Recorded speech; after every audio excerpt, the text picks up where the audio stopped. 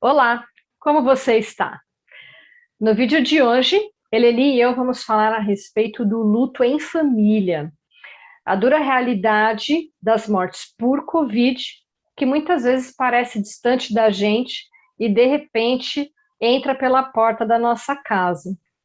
É importante enfatizar que algumas das discussões que nós vamos trazer aqui estão baseadas em fatos reais do que a gente pôde aprender aqui com as pessoas que participaram da primeira jornada do luto, que foram acolhidas por nós e que ainda estão sendo acolhidas, algumas delas.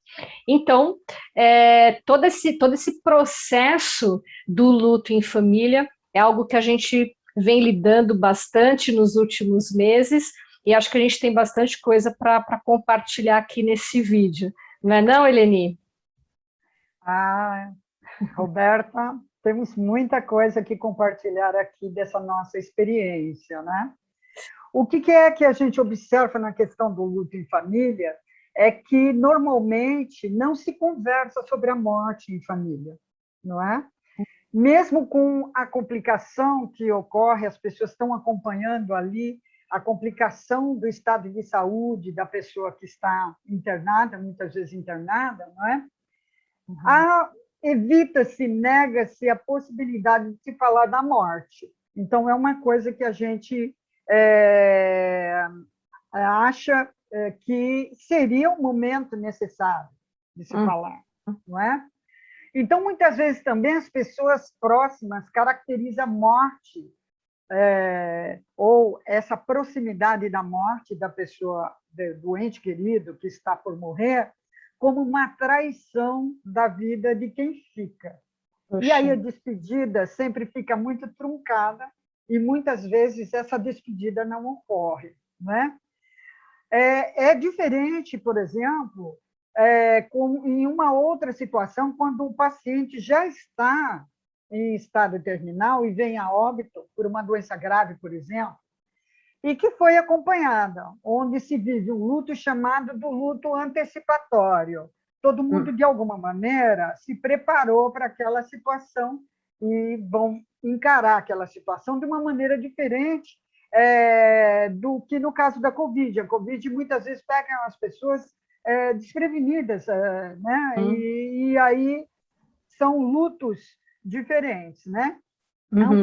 A pandemia por Covid nos trouxe o fato das famílias perderem entes queridos, às vezes mais de um ao mesmo tempo, e tendo outras pessoas contaminadas na família, onde se mistura a dor da perda e o medo de mais perdas, não é?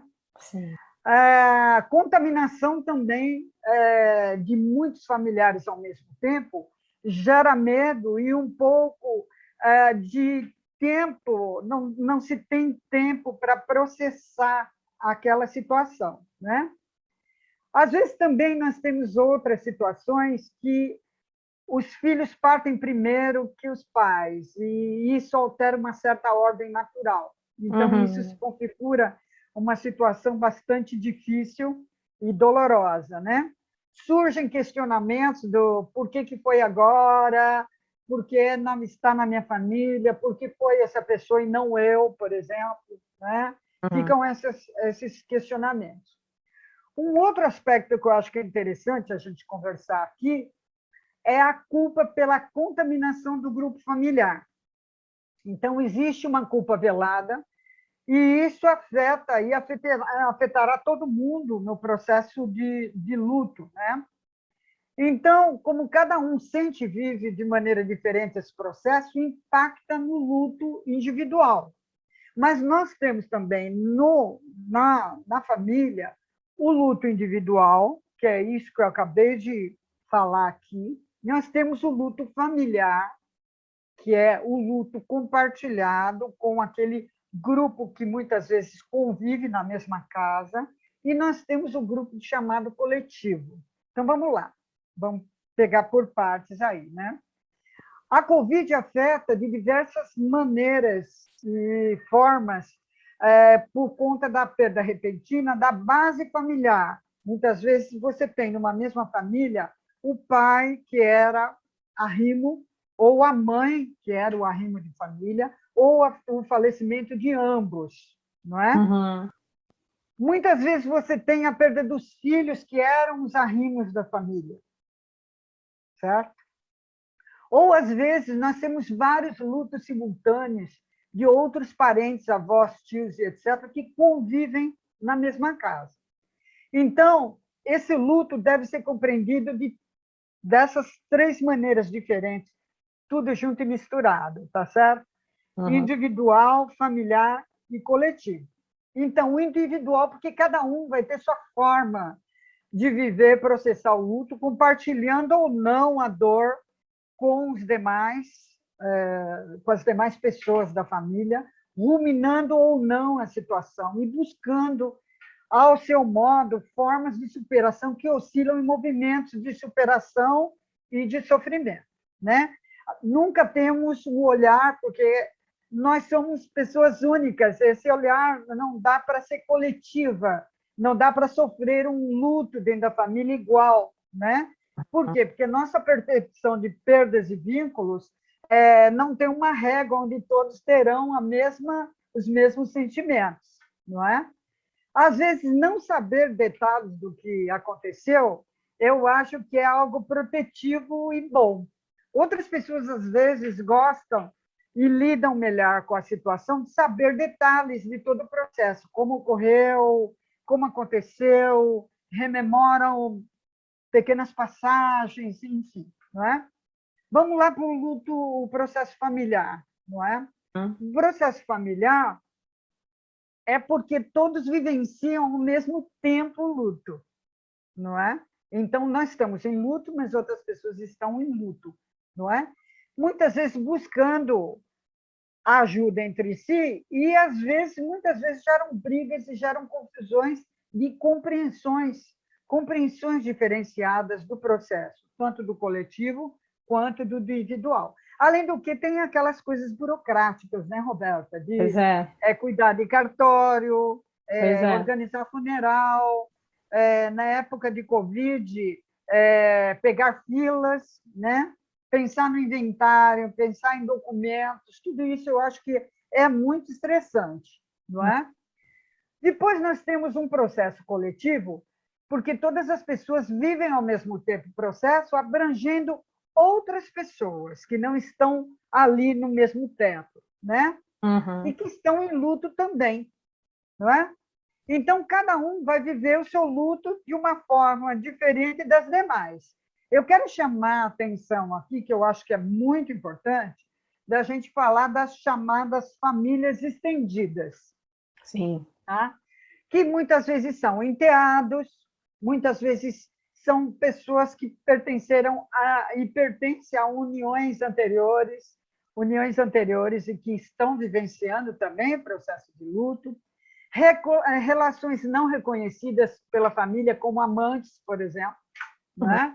Os vizinhos, os cuidadores, a rede social de trabalho, os conhecidos. Então, nesse processo, nós temos muitas pessoas envolvidas e compreender tudo isso ajuda no processo do luto individual e familiar. Uhum.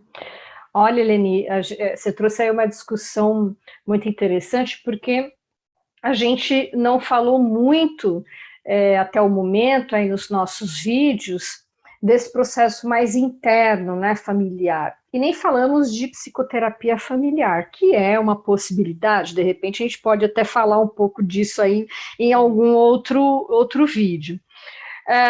Assim, é possível, né, dentro de toda essa complexidade que você trouxe, que é você compreender o luto dentro de uma família, é até possível que a gente tenha um trabalho interessante no diálogo familiar, né, para ir trabalhando esse luto.